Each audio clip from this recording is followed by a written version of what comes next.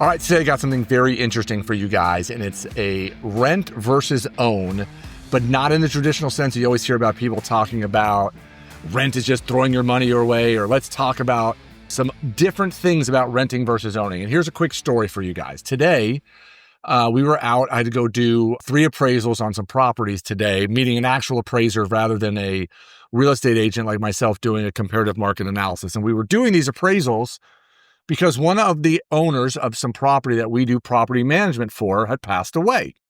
And so 6 months or so ago that happened, and now we had to do these appraisals for the will and trust in the estate, and so that they can figure out what the new value of the property is or what the value was at time of death, so that we can get the stepped up basis, and then these clients can decide whether they're going to keep them, sell them, whatever the case may be. And so my lovely friend, Ramit Sethi, who was interviewed on Diary of a CEO, is always talking about that your cost of your housing, if you're buying, should never be more than 28% of your overall gross income. And he always talks about all the phantom costs, which majority of them are not phantom costs, because when you're buying a house, you're already thinking about property taxes and insurance and your maintenance. And I always love my favorite one where they like to talk about opportunity costs, about what you could have done with that money, yet you're using leverage to buy an asset that's way more expensive. So if both $100,000 in the stock market or the $100,000 you put 20% down on a house that was $500,000 goes up 10%, your house value goes up 50 grand and your investments go up 10 grand. So there's lots of numbers we want to run. And yes, you should be thinking about these numbers and you should be talking to someone like myself about these numbers. But that is not the point of today's video. Today's video is about other reasons, non-financial, non-monetary, as to why you would want to own a home versus rent a home. So this is not just going to be about renting is throwing away your money. We're going to talk about everything else. We're going to talk about the emotional roller coaster, the freedom, the frustration of being a potential renter. Like, this is going to be like real life stuff. And we want to dive into these non-financial things about renting versus buying. And today, what was very interesting as we went to these properties, 2 of them were single family homes. Both homeowners were home. And the other property is an 8-unit complex, which usually would be like a apartment building or something. But this one's very interesting. It's a little bit different. It is 1 duplex and then 6 detached, for lack of a better word, they're like cottages. They're kind of single family detached homes, but they're all on one property. So we're dealing with 10 doors, as I like to call it. And of those 10 doors, you have 10 different personalities, people that have rented for a long time. They're all renters, obviously. And what was their biggest fear in going by and doing those appraisals today? Being forced to move. So I realized there is freedom in renting. And if you're moving to a city and you're not sure you're going to be there for a year or 2, and you want to be able to have that freedom to be able to give notice, run out your 1-year lease or whatever it might be, and move to another city, great. But owning gives you the stability of nobody can do what might happen to all 10 of these people, which is force them to move. We had some people that were in tears. We had people that really want to know what we're doing. And at this point, the owner is not 100% sure that they're going to sell all these properties. But I'll tell you one thing, the renters don't know that. And the renters have to be prepared and start looking around, potentially being forced to move. One of them was actually in a home they've lived in almost 15 years, brought their 10-month-old son that, is now 15, 16 years old, lived in this house the whole time. And the reality is most likely they're going to get forced to move, and they really don't want to. And I don't know them very well, so I don't know the reasoning as to why they can't buy. But there is this whole giant freedom versus stability thing that is not numbers driven. It is not monetary. And all those things we're always talking about, run your numbers, run your numbers, run your numbers, and is owning or renting, which is cheaper, which is a better option. We can have those conversations. And I think every city, every market, every person, it's a different dynamic. It's a different situation for everyone. So there is no one size fits all as far as doing all that stuff goes. So you have to decide on what you want long-term. And sometimes in my opinion, owning is the better option, just because you're never going to be forced to move. And if you do buy within your means and you are living in a primary residence, which again, a primary residence, I don't think of nearly as an investment the same way I do a investment property, but your primary residence in the long term is part of your wealth building and is a huge financial win. I've said it many times in many videos. Homeowners are 35 to 40 times wealthier than renters. So yes, there are times renting is good. There are times renting are not. The other thing that's not, difficult about rental situations is personalization and being able to do whatever it is you want to the property within means. If there's HOA rules and regulations, obviously there's certain things they're not going to let you be able to do. But if you're a renter, you can't paint walls or put in dog doors or, upgrade appliances or do anything to the property without the owner being aware of it. And some of those things you may do, like one of these houses we were at today, they went and spent a bunch of money and put in a tough shed and did this nice upgrade that they did a handful of years ago. Well, they're not going to take that with them if they leave. And so these are sometimes you do some upgrades that don't go with you and you spend money on that, they got the benefit from, but at the same time, it's not stuff that they're going to be able to then enjoy the fruits of their labor or the money they spend improving the property or whatever the case may be. Just know you can't really personalize your rentals without knowing about that stuff. So stress and responsibility. Obviously, if you're a homeowner, there's going to be some stress to maintain your property, keep it up in certain conditions. In a rental situation, obviously the responsibility is of your landlord, your property manager, landlord, your property manager and things to keep those properties up. But we all know people that live for terrible property managers and terrible landlords where the renters are sitting there with all kinds of problems and they can't seem to get them fixed long-term or short-term or whatever the case may be. So just know those are not always, hey, I'm in a rental situation and they have to fix everything. Part of our property management agreements, if you're a renter and your kid throws a ball through the window, breaks something, damages something, if it's the responsibility of the renter that they damaged a property, then they're responsible to do those repairs themselves. This is not automatically the owner has to fix everything if the renter is doing damage to properties themselves. So it's not this one size fits all, do whatever it is you want, whenever you want. There's definitely some differences of what you can and cannot do. So it's just things that people need to be aware of.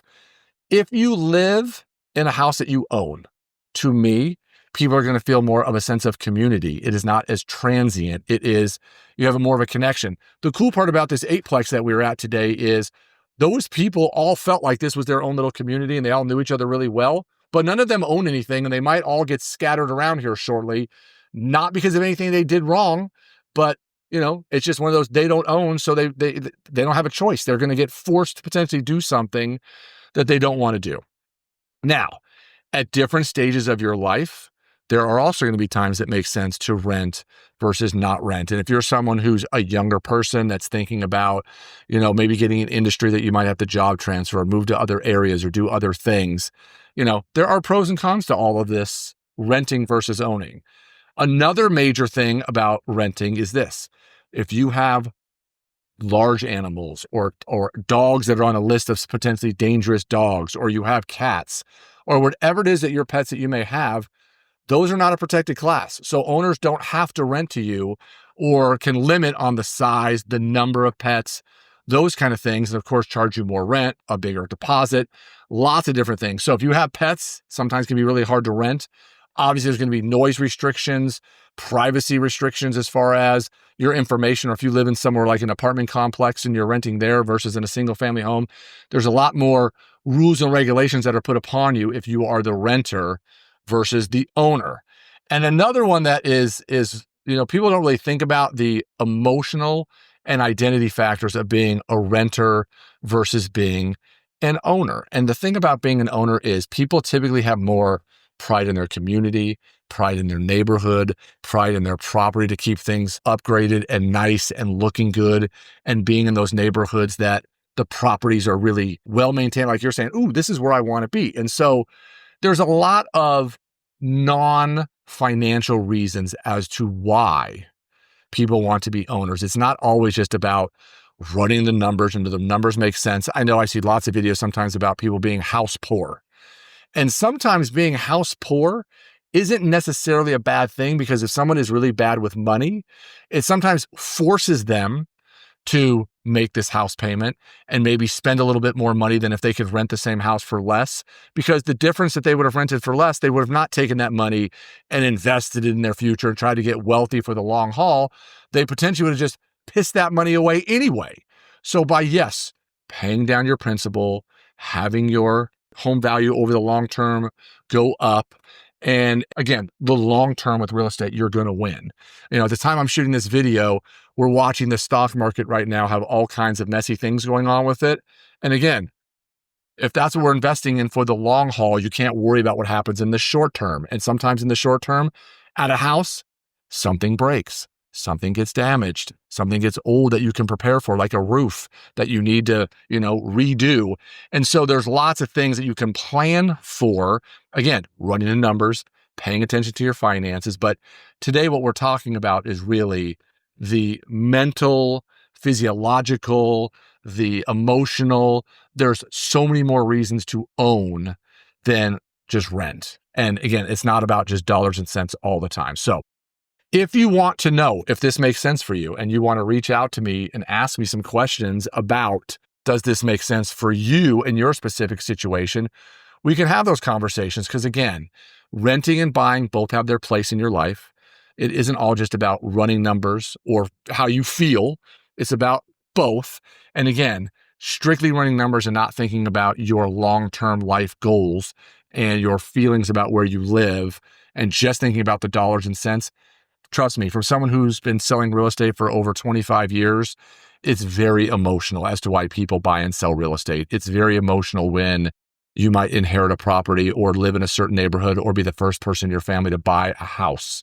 We do not want to put you in a situation where you have a house you can't afford, you bought something too big, you went into an area location you weren't ready for.